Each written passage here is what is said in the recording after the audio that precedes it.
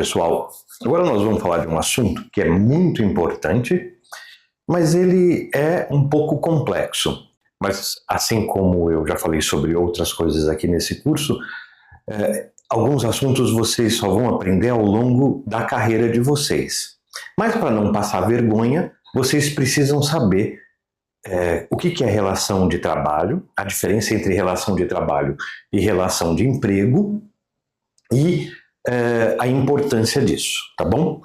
Então, a gente vai dizer aqui tipos de relação de trabalho, né?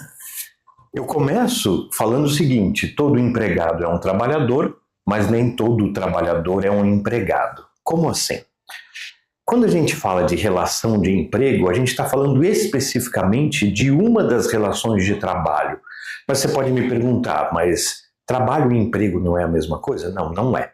Por quê? Porque a relação de emprego é aquela relação que você tem quando o funcionário é registrado. Ele trabalha sob as regras da CLT, que a gente já viu o que é a consolidação das leis de trabalho, tá?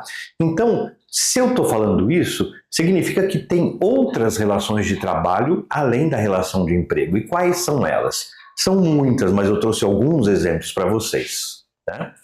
Existem vários tipos de trabalhadores. O empregado, que é o que nós estamos falando, o autônomo, o estagiário, o jovem aprendiz, o terceirizado, etc.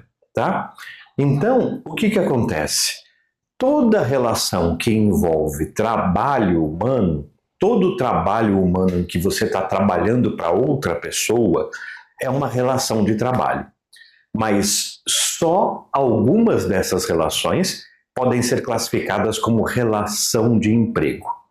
E para não ficar muito extenso, a gente vai falar disso na próxima aula.